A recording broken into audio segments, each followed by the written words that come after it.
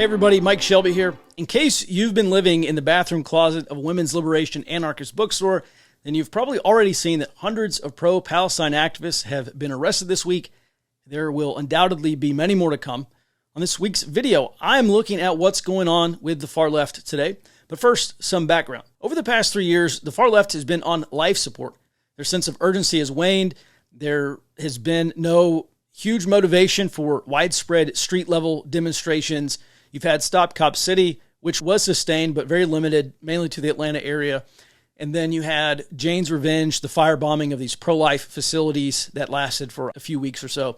Other than that, nothing really sustained going on. Their networks have atrophied. Their funding has dried up. There used to be this massive and very active constellation of far-left affinity groups, the so-called anti-fascists, the Antifa groups nationwide. Those have been pared down to the most hardcore of crust punks, and there has not been widespread involvement. Their activities in volume and intensity have diminished, in most cases down to pretty close to zero. However, this week, pro-Palestine activists set up occupation encampments, and militants are trying to use this as the new base to build a revolutionary movement. Will they succeed? That is the question I'm going to answer on this week's video.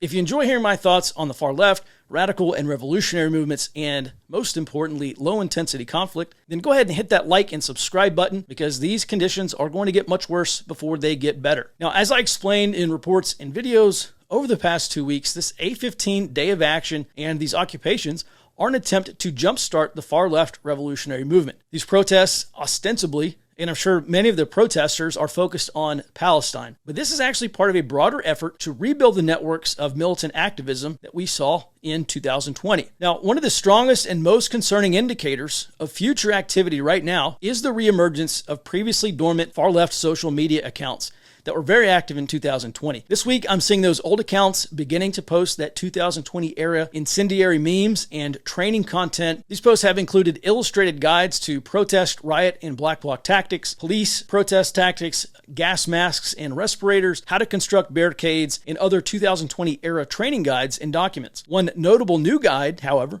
is a lessons learned from the 1968 occupations movement. In a post entitled "First We Take Columbia," you may have seen this already, it is making the rounds on social media, militant activists drew comparisons to the 1968 Columbia takeover, and they advise participants to expand the occupation to new buildings. Another segment of this post encourages activists to form a defense committee, which is tasked with building barricades and defending the occupation from administrators and law enforcement. And finally, activists are encouraged to create additional Columbia-style occupations at college campuses across the United States in order to build this new revolutionary movement.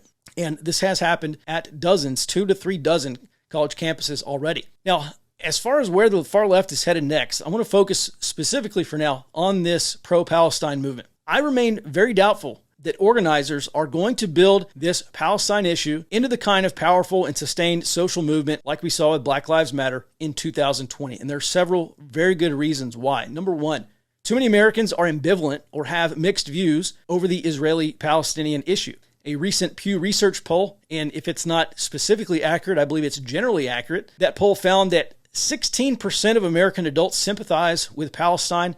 That's not a number you can build a big base on. 23% of American adults share equal sympathies with Israel and Palestine, and then a little less than 1/3 sympathize with Israel. That is a huge imbalance in sympathy. Now, at its height, the support for Black Lives Matter was double that. Roughly 2/3 of all American adults supported Black Lives Matter in 2020. Now, that is a number that you can build a base around, and that's why 2020 happened. Videos and images of disruptive protests and blockading critical infrastructure that we've seen over the past 2 weeks are not going to cause more Americans to sympathize with the Palestinian cause. There's a ceiling there. It is likely unmovable, and that is largely due to the actions of Hamas on October 7th, 2023. Now, the second reason I doubt that this Palestinian protest movement is going to become the next BLM is because the Palestinian cause is just not a core part of most activists' identity, like quote-unquote blackness and domestic issues of race are. The Palestinian cause is often a part of the social justice messaging we hear, but American connections to Palestine are not strong enough to build a national movement around. The third reason is reaction and opposition to the Israeli-Palestinian war is not the same as the fervent and often violent reaction to the U.S. war in Vietnam that we saw during the late 60s and early 1970s. And this is probably the greatest limiting factor for this U.S.-based pro-Palestinian movement, and it is also the strongest to explain why we are unlikely to see this movement gain national traction like BLM.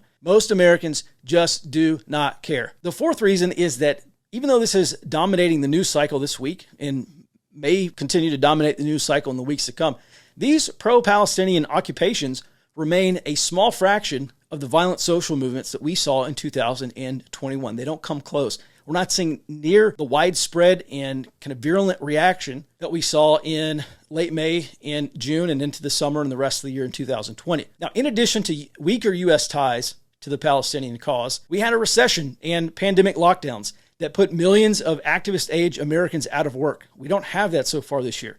There have been no stimulus payments for walking around money while activists are out protesting. And so these are two significant limiting factors here. Some of this could be offset by the summer break. You have students and activist-age people being out of school, and there's also social justice money that's obviously being flushed into these organizations that's going to be used to hire paid protesters. The community organizers we've already seen out there agitating and fomenting these protests. But overall, conditions are not conducive to another 2020-esque national protest movement like BLM, at least not yet. And lastly, another strong reason I have to doubt that a national expansion like a BLM expansion is underway is that you look at these city officials, law enforcement personnel, even these campus administrators, they are not lining up in support of these occupations like they did with BLM. There are no city officials giving militant activists, quote unquote, room to riot. There are no law enforcement officers taking a knee for Palestine or for Hamas.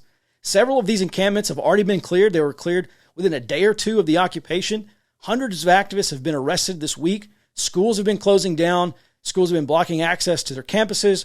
Virtually nobody is entertaining the thought of going along with weeks or months-long occupations like we saw in 2020. Now, these conditions could change. I believe they are unlikely to change substantially, however.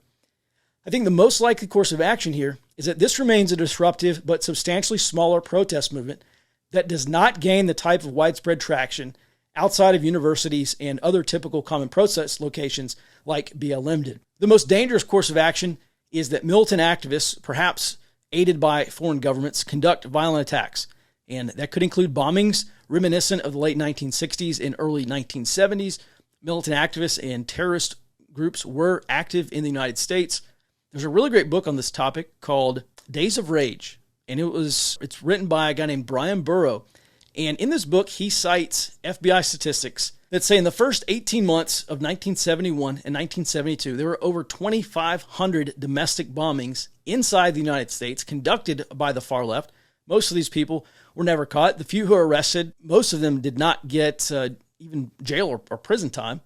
And they went on to become college professors, which is how this stuff is still active today. So a common far left tactic here is to escalate when protests are not working. And these protests are not working. Now, finally, I have no doubt that there are efforts underway to use this pro-Palestinian movement to build a broader revolutionary organization like we saw in 2020. If a larger protest movement, mass mobilization, or popular revolution does grow, then this pro-Palestinian movement is going to be a plank, but it is very unlikely to be the core of the movement.